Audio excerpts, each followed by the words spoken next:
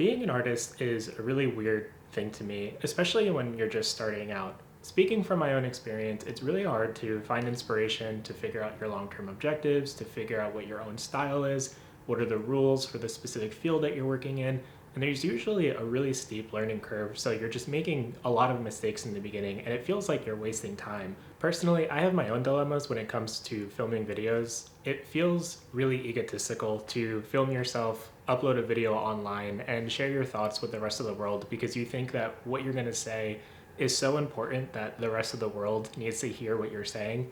And we have way too many alpha male podcasts that are doing that already, and I don't want to contribute to all of that. That being said, if you're somebody that knows me personally, you might already know that I have made a handful of YouTube videos a couple of years ago, and then I took a really long hiatus. And that's because aside from getting really nervous in front of a camera, I have no idea what I'm doing. The research and editing take forever. There are so many creative decisions to make about music and sound effects and transitions. Having access to all of those resources is really difficult to find, or it's really expensive. And overall, it's a lot of work.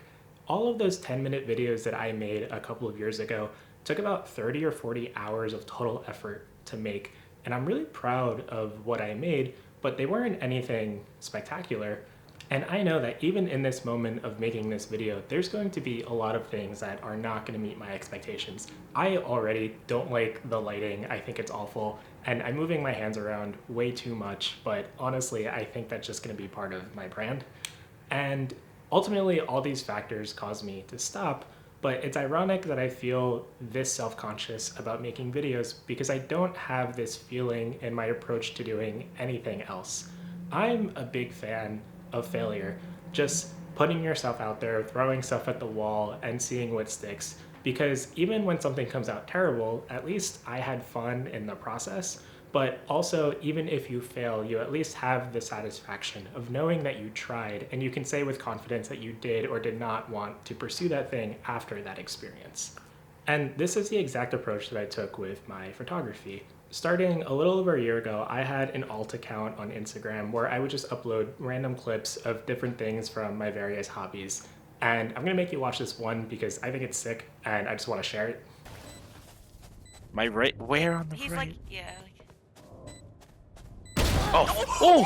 Oh! Defuse the bomb! Defuse the bomb! Anyway, when I decided to take photography more seriously, I archived all of that old content and I told myself that I was going to post only photos and I was going to have a posting schedule of every other day for the rest of the year.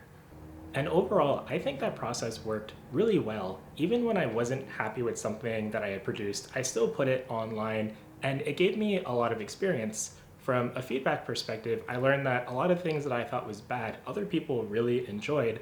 And the other way around, some stuff that I thought was really good, other people had to tell me that it was garbage. But by far the most important thing that I learned was consistency. If I didn't stick to my posting schedule, I wouldn't have forced myself to go outside, to touch grass, and to take pictures.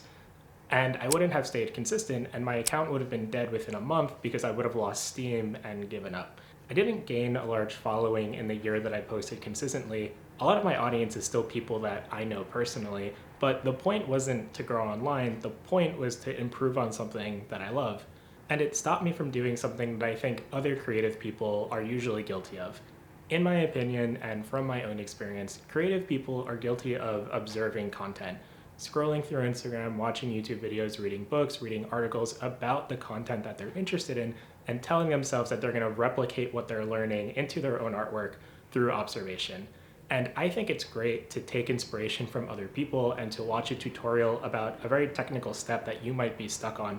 Nothing is ever a substitute for experience, and when you actually go out and do something for yourself, that experience is going to pay dividends and compound your growth in the future.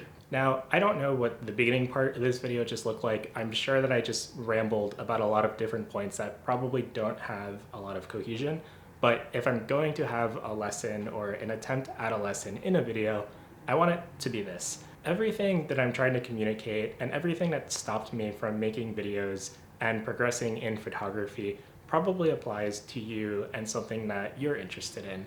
You may be procrastinating something that you've always wanted to work on and have continued to make excuses for yourself. For example, in the context of making this video, literally the years that it took for me to finally sit down and make another YouTube video, I have dissuaded myself from making anything because I told myself that I needed a haircut, that the lighting is terrible, that I don't like the sound of my own voice, or I'll do it tomorrow because I'll have a lot more energy then. And for you, you might want to be a writer, but the idea of world building is too daunting for you. Or you want to get into cinematography, but you're really shy to engage an audience or approach somebody and have them be in your production. But the important thing to do is put aside a lot of those self-doubts, because rarely are they legitimate enough reasons to actually prevent you from doing the thing that you really want to work on. And not to be dramatic, but I do think it's a shame when people hold themselves back from creating the artwork that they want to create, because I perceive that as essentially depriving the world of your artwork and what you can contribute to the world. And that might sound especially silly if you don't have an audience or a following of people and you don't know who's going to receive the artwork that you put out into the world, but I would argue that it would not only be important for yourself, but it could be very influential to your friends and to your family, who are always going to want to root for your success and see how far you can take your passion. When I say that I want to work on something, but I hold myself back because I get worried about what other people might think, or that in some way it's going to disrupt their day, I don't have those same reservations towards the other people that post their interests online. I have plenty of friends that have started a secondary account to highlight what it is that they're interested in online, whether it be tennis or photography or videography or cooking or anything else. And I understand that they don't post anything online to be vain. They do it because it's something that's really important to them. And if other people are interested in what they have to say and the artwork that they're trying to create, then they can join them for that journey. They can appreciate everything that they put online, and they can see their growth as they continue posting.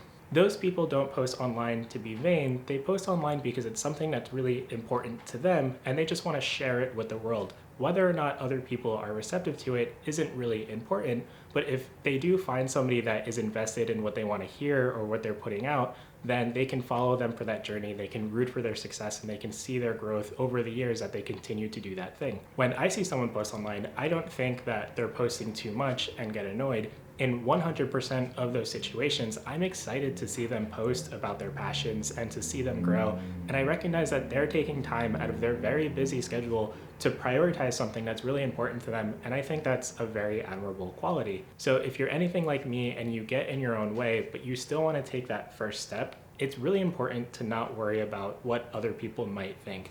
And if anything, it may be encouraging because the people that are going to find your content in the early stages are very likely the people that are close to you and are going to root for your success and want what's best for you. So just get started, even if you've been waiting for 2 years to do it.